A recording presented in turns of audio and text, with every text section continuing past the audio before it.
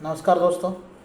तो रिसेंटली मैंने news laundry का एक रील देखा जो अभिनंदन सीकरी चलाते हैं और उनके साथ उनकी दोस्त राजश्री थी। आई थिंक मेरा सही है, मेरी इन्फॉर्मेशन तो उनका नाम राजश्री है। तो उन्होंने बॉलीवुड ने कैसे बंगाली वुमन को स्टीरियोटाइप किया है, उसके ऊपर उन्होंने बात कर रहे थे। तो उसमें उन्होंने जो एक बात कही, एक फिल्म का जिक्र किया, वो था गैंग्स ऑफ वासेपुर। तो उसमें भी कैसे जिस तरह दुर्गा का कैरेक्टर पेश किया गया है, तो उन्होंने कहा वो भी बंगाली वुमन का एक तरह से स्टीरियोटाइप किया गया है। वैसे तो बॉलीवुड ने कई रीजन के जो लोग हैं उनका गलत तरीके से स्टीरियोटाइप उनको किया है, उनको बनाया, जैसे साउथ इंडियन हो या महाराष्ट्रियन हो। जैसे आप जब भी कभी देखेंगे तो जो जैसे हिंदी फिल्म है, हिंदी फिल्मों में जो नौकर के किरदार होते हैं वो हमेशा महाराष्ट्रियन होते हैं, या काफ़ी सारे मराठी कलाकार आर्टिस्ट जो है तो उस रोल में आपको दिखाई देंगे। और उनका जो हिंदी का जो टोन है, जो डायलेक्ट है, जो लहजा है, वो भी आपको जो मराठी मिक्स जिसे हम कहते हैं हिंदी में उस तरह का होगा, या हम जिसे बम्बैया मराठी कहते हैं उसमें भी वो टोन थोड़ा सा दिखाई देता है। तो ये जो स्टीरियोटाइप्स है, क्या इसके पीछे कोई रीज़न है या कोई उसमें ट्रुथ कितना है, ये भी हमें देखना पड़ेगा। जब भी हम देखेंगे कि जैसे ही पॉप कल्चर में किसी तरह का स्टीरियोटाइप जो किया जाता है तो उसमें कुछ हद तक सच्चाई ज़रूर होती है। अटायर में हो सकती है या फिर उसके थॉट में हो सकती है, या फिर तो अभिनंदन जो बात कर रहे थे वो मतलब बॉलीवुड में जिस तरह से अदर वुमन का अगर आपको किरदार दिखाना है, जैसे लव ट्रायंगल है और एक तीसरा जो उसका किरदार है या औरत है खास करके, तो वो बंगाली दिखाई देती है बॉलीवुड को, ऐसे जिस तरह से दिखाई जाती है। या फिर करियर ओरिएंटेड वुमेन हम जैसे कहते हैं, जो अपने करियर पे फोकस करती है, जो काफ़ी आज़ाद ख्याल की लड़की है, तो उसे भी कई बार बंगाली लड़की के रूप में पेश किया जाता है। तो ऐसा क्यों है, इसके पीछे क्या रीजनिंग है? वो गुजराती नहीं दिखाते या पंजाबी नहीं दिखाते या यूपी की कोई लड़की नहीं दिखाते, तो इसके कई सारे रीज़न हैं। एक तो रीज़न है कि जो हम जैसे अगर एंशियंट टाइम में चले जाए या मिडिवल पीरियड में चले जाए, तो बंगाल का जो हिंदू स्कूल ऑफ लॉ है वो उसे दाई भाग कहते हैं। दाई भाग एक टेक्स्ट है, जैसे मनुस्मृति है। तो मिताक्षरा नाम का एक ग्रंथ है, उस पर जो जिमुतवाहन नाम के संस्कृत स्कॉलर थे उन्होंने 12वीं सेंचुरी में एक टेक्स्ट लिखा था, उसके कमेंट्री लिखी थी, तो उसे दाई भाग कहते हैं। तो जो हिंदू लॉ जो है, जिस तरह से हमारी एंसेस्ट्रल प्रॉपर्टी डिवाइड होती है, उसके बारे में जो नॉर्म्स होते हैं, तो उसका जो पूरा ब्यौरा है तो उस ग्रंथ में दिया गया है, उसे दाई भाग स्कूल ऑफ थॉट कहते हैं, जो आसाम और बंगाल में काफ़ी प्रिवेलेंट था।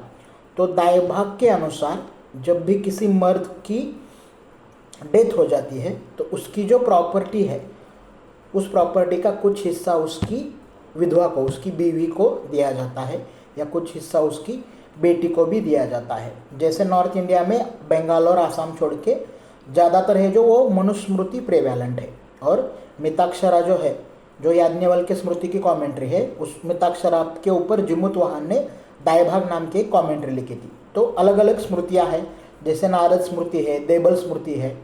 जैसे साउथ में ज़्यादातर याज्ञवल्क्य स्मृति फॉलो की जाती है, तो उस याज्ञवल्क्य स्मृति के ऊपर जो कमेंट्री लिखी गई थी उसे मिताक्षरा कहते हैं, और मिताक्षरा के ऊपर जो कमेंट्री लिखी गई उसे दाई भाग कहते हैं, जो कि बंगाल और आसाम में ज़्यादा प्रिवेलेंट है, ज़्यादा फॉलो किया जाता है।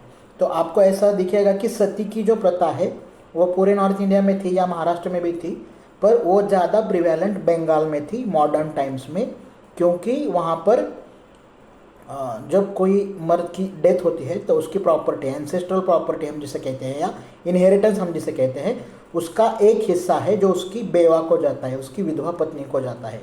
तो इसीलिए कई बार उसे ज़बरदस्ती उस जो पिता की जो उसके पति की जो लाश है उसके साथ उसे जला दिया जाता था। तो सती के पीछे ये भी एक मटेरियल रीज़न हम जिसे कहते हैं वो होता है। दूसरा, जो उनके एंसेस्ट्रल प्रॉपर्टी में अगर आपको हिस्सा मिल जाए, किसी लड़की औरत को अगर हिस्सा मिल जाए, तो जाहिर है कि उसका डिग्री ऑफ फ्रीडम है वो चेंज होगा। अगर आपके पास प्रॉपर्टी है, आपके पास रिसोर्सेस है, फाइनेंशियल रिसोर्सेस है, तो आपकी डिग्री ऑफ फ्रीडम काफ़ी चेंज होती है। इसलिए बंगाली वीमेन की डिग्री ऑफ फ्रीडम और रेस्ट ऑफ नॉर्थ इंडिया की जो औरतें हैं उनकी डिग्री ऑफ फ्रीडम में काफ़ी सारा अंतर है।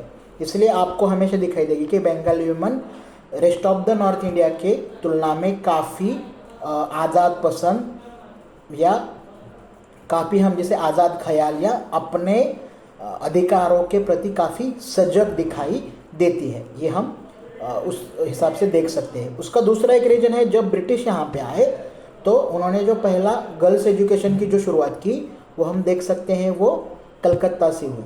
महाराष्ट्र में भी हुई, ज्योतिबा फुले और सावित्रीबाई फुले ने की, तो उससे कुछ पहले, क्योंकि Calcutta British east India company का सेंटर जो है वो कलकत्ता था, उनकी जो कैपिटल थी वो कलकत्ता थी। और जाहिर है जैसे कैपिटल होगी उसी हिसाब से वहाँ पे फिनेंशियल अपॉर्चुनिटीज़ होगी।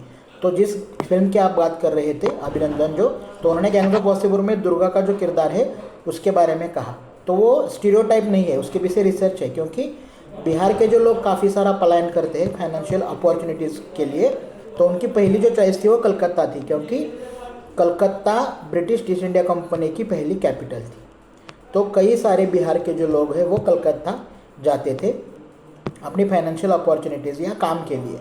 तो उस हिसाब से बिहार में कई जो बिहार की जो भाषाएं हैं, जो भोजपुरी हो या मगही हो या मैथिली हो, उसमें विरह गीत काफ़ी सारे लिखे गए हैं। उसमें जो अदर वुमन का जो कैरेक्टराइजेशन है वो उसमें स्लग शेमिंग किया जाता है बंगाली वुमेन को, उसका कैरेक्टर असैसिनेशन किया जाता है कि मैं बिहार में हूँ, मेरा पति साल भर से नहीं आया कलकत्ता से वापस बिहार में, इसका मतलब है किसी बंगाली औरत ने उसे फंसाया होगा। तो ये इसका रीजनल जो सिनारियो है वो भी इसमें एक अहम भूमिका निभाता है। तो ऐसे कई सारे स्टीरियोटाइप होते हैं जिसके पीछे कुछ ना कुछ ट्रुथ होता है, इसलिए वो पॉपुलर होते हैं या मासेस जिसे हम कहते हैं उसे वो पसंद आते हैं। जैसे मैंने कहा कि माधुरी दीक्षित जो है वो उन्होंने एक ऐड की थी एक्सपर्ट डिश वॉशर की, तो उसमें भी उसका किरदार जो है वो महाराष्ट्रियन है। और उसके जो आप उस ऐड में जो उसके जिस घर में वो काम करती है वो जो घर वाले हैं वो आपको दिखेंगे या गुजराती या हिंदी भाषी हमको दिखाई देते हैं। तो इसके पीछे भी महाराष्ट्र और गुजरात का एक टेंशन है, जो बम्बई के लिए जो लड़ाई हुई थी 1960 में कि बम्बई किसके हिस्से आएगा, तो वहाँ पे जो स्ट्रगल हुआ था उस वजह से आपको वो टेंशन दिखाई देता है मराठी भाषी पीपल एंड गुजराती भाषी पीपल में। तो उनका जो वहाँ तब 1960 में, 60 से पीछे कुछ साल, तो वहाँ पे गुजराती लोगों ने एक स्लोगन कॉइन किया था कि मुंबई तुमची भांडी घासा आमची, मराठी में। इसका मतलब है आप बॉम्बे के बारे में, बॉम्बे हमारी है ऐसे खूब बातें करते हो मराठी लोग, लेकिन आप तो हमारे यहाँ बर्तन धोते हो। तो उसका रीजनिंग क्या है कि बॉम्बे जब बना, बॉम्बे वो ब्रिटिशों ने ही बनाया था, जो शहर जो है उसकी नींव जो रखी थी। तो जो भी महाराष्ट्र का रेनफेड एरिया है, जिसकी फसल, जिसकी कृषि खेती जो बारिश के ऊपर निर्भर है, साल भर की कोई इरिगेशन की कोई सुविधा नहीं, तो कई सारे ऐसे लोग रेनफेड एरिया के बम्बई में जाके शिफ्ट हुए सेम तरह फाइनेंशियल अपॉर्चुनिटीज़ के लिए। और उन्होंने जो काम किया वहाँ पे जो मर्द थे वो काफ़ी सारे मिल वर्कर थे, और औरतें जो थी उन्होंने जो हमें हाउस हेल्प कहते हैं उसी तरह के काम किए। तो महाराष्ट्र जो हिंदी सिनेमा में जो मराठी हाउस हेल्प का जो स्टीरियोटाइप है उसके पीछे भी एक हिस्टोरिकल वजह है, और हिंदी फिल्मों में बंगाली वुमेन का जो स्टीरियोटाइप है उसके पीछे भी कई सारी, जो मैंने कहा, दाएं भाग एक वजह है, ब्रिटिश जो वहाँ के जो वुमेन गर्ल्स एजुकेशन की जो शुरुआत उन्होंने की वो भी एक वजह है। तो ऐसे कई सारे इन्फॉर्मेशन के लिए फॉलो कीजिए, हम मिलते रहेंगे। धन्यवाद।